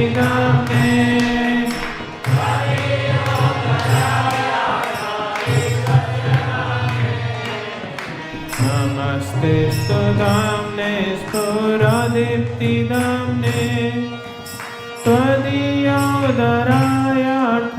विश्वस्य धाम्ने नमस्ते स्तुधाम्ने स्फुरदीप्तिधाम्ने त्वदीयोदरायाथ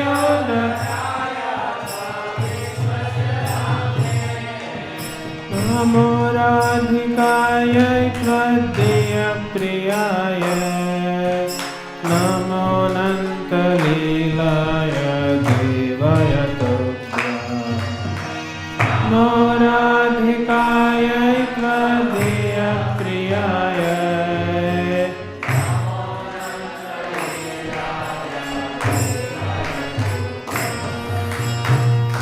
नमो राधिकायै त्वदीयप्रियाय नमो अनन्तलीलाय देवाय तुभ्यम्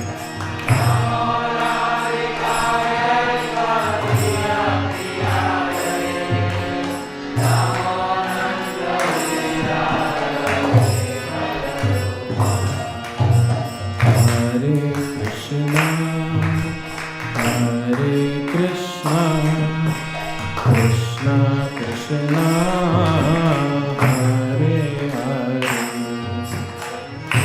Hare Rama, Hare Rama, Rama Rama, Hare Hare, Hare Krishna, Hare Krishna, Krishna Krishna, Hare Hare, Hare Rama, Hare Rama, Rama Rama, Hare Hare, Hare Krishna, Hare Krishna, Krishna Krishna, Hare Hare, Hare Rama, Hare Rama, Rama Rama, Hare Hare, Hare Krishna, Hare Krishna, Krishna Krishna,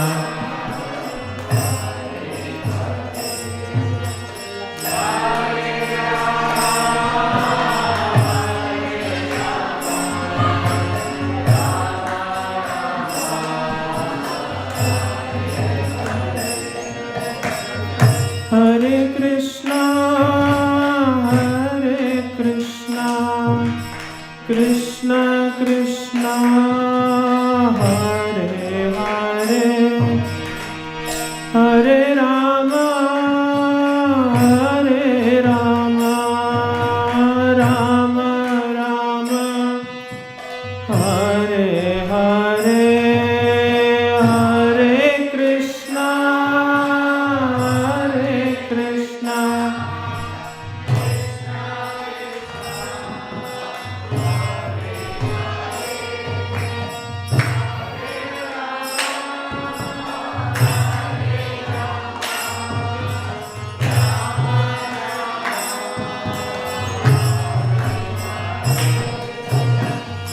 Hare Krishna, Hare Krishna, Krishna Krishna, Hare Hare, Hare Rama, Hare Rama, Rama Rama, Hare Hare,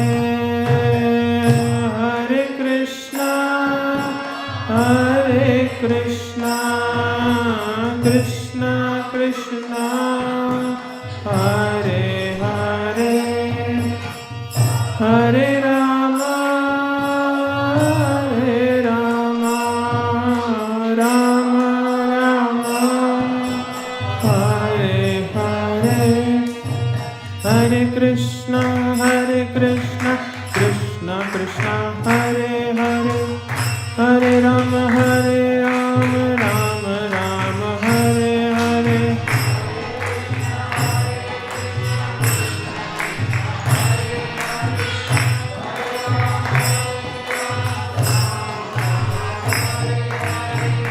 Hare Krishna, Krishna Krishna, Hare Hare, Hare Rama, Rama Rama, Hare Hare, Hare Krishna, Krishna Krishna, Hare Hare, Hare Rama, Rama Rama, Hare Hare Krishna, Krishna Krishna Krishna, Hare Hare, Hare Rama, Rama Rama, Hare Hare, Hare Krishna, Krishna Krishna, Hare Hare, Hare Rama, Rama Rama, Hare Hare, Hare Krishna, Krishna Krishna, Hare Hare, Hare Rama, Rama Rama, Hare Hare,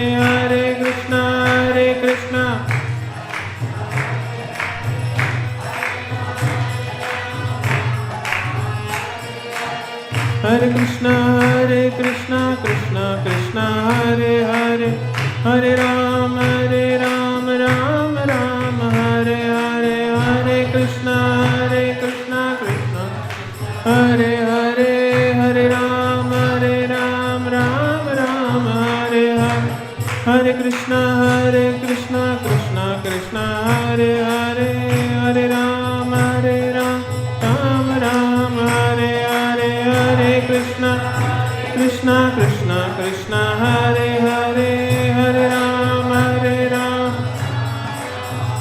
Hare Krishna, Krishna Krishna, Hare Hare, Hare Rama, Rama Rama, Hare Hare, Hare Krishna, Krishna Krishna, Hare Hare, Hare Rama,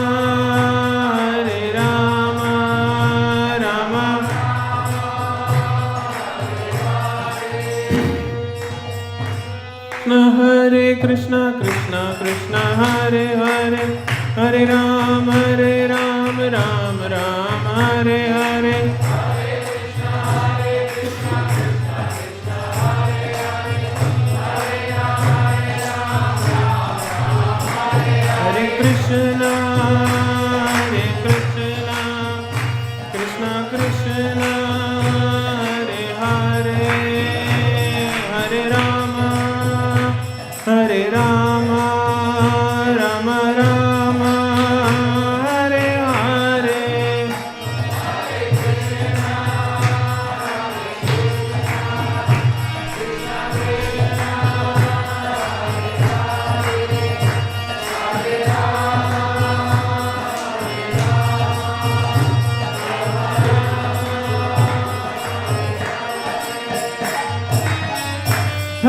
Krishna,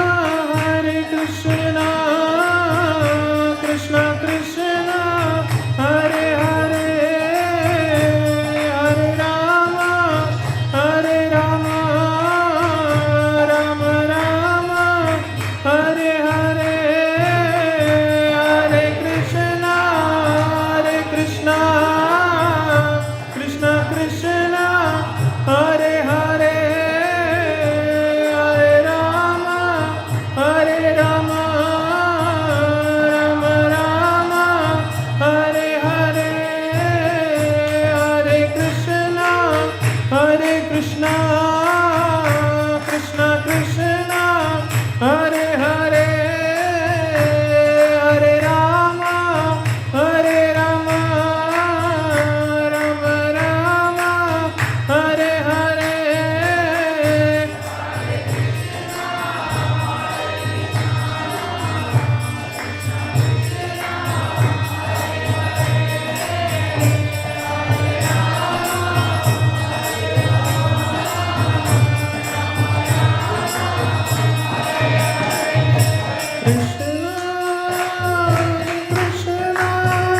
Krishna Krishna, Hare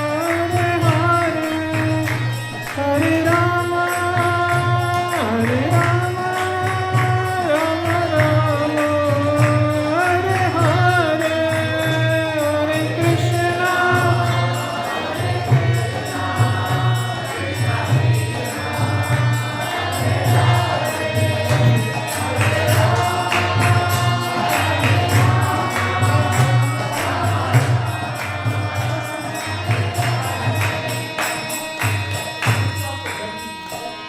हरे नाम संकीर्तन की जय, यशोदा दामोदर की जय।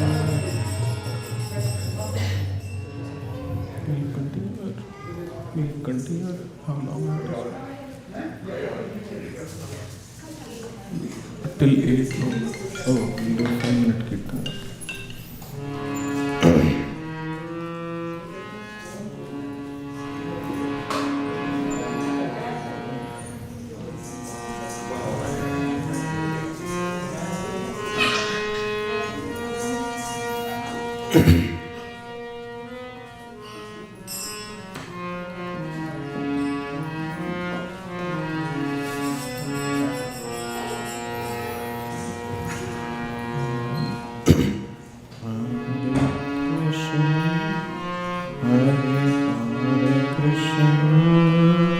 Hare Krishna, Krishna Krishna, Hare Hare, Hare Rama, Hare Rama, Rama Rama, Hare Hare, Hare Krishna, Hare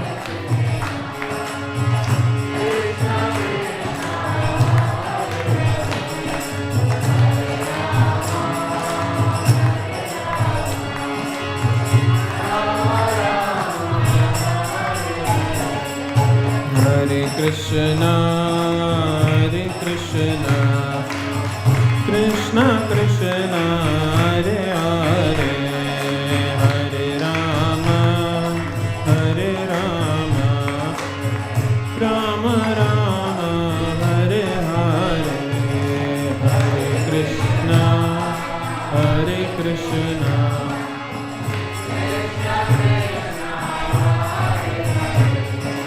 Hare Rama, Hare Rama,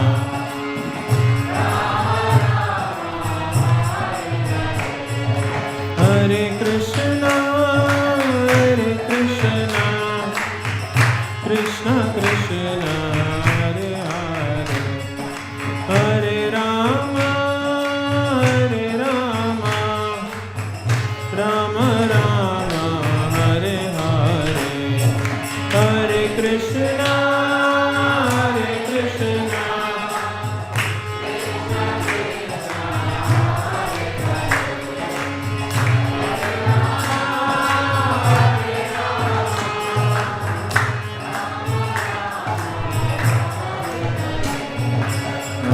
Krishna, Hare Krishna, Krishna Krishna, Hare Hare, Hare Ram, Hare Ram.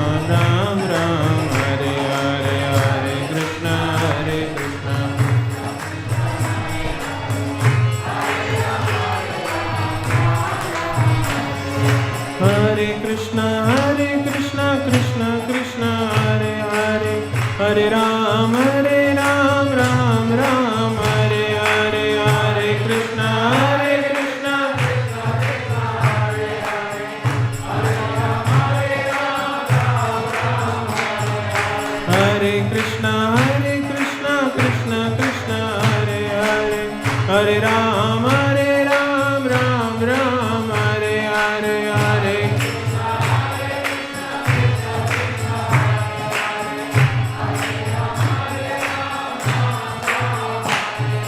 Krishna Hare Krishna Krishna Krishna Hare Hare, Hare Rama Rama Rama Hare Hare, Hare Krishna Krishna Krishna Hare Hare, Hare Rama Rama Rama Hare Hare, Jaya Radha Damodar Radha Damodar Radha Damodar Shri Radhe, Jaya Radha Damodar Radha Damodar Radha Damodar Shri Radhe, Jaya Radhe Jaya Radhe Jaya Radhe Jaya Shri Radhe, Jaya Radhe Jaya Radhe Jaya Radhe Jaya Shri Radhe.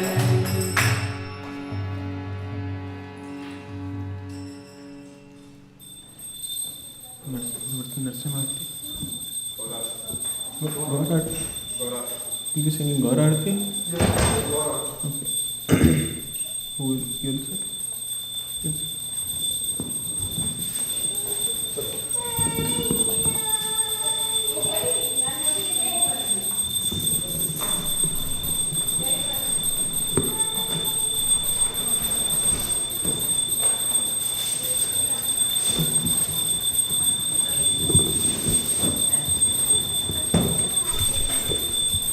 Hare Krishna.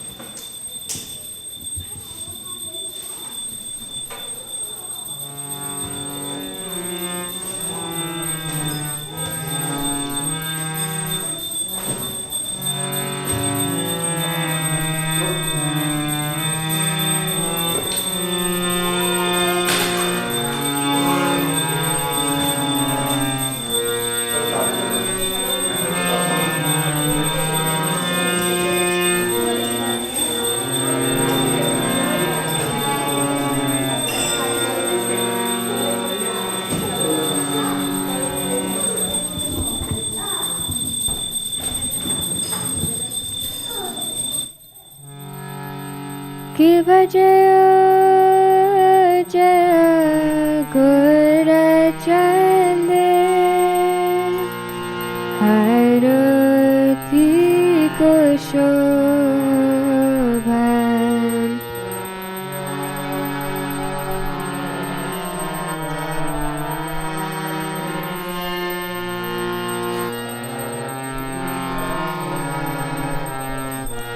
Give a jaya jaya Guru Chandin Harati ko shobhan.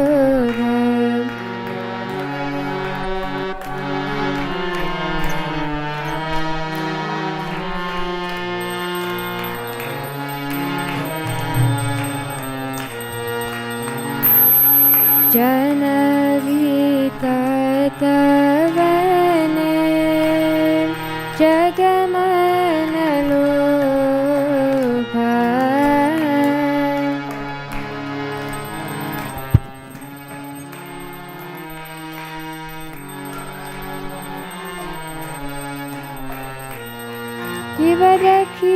Kivadakhini tajan amigadadharam.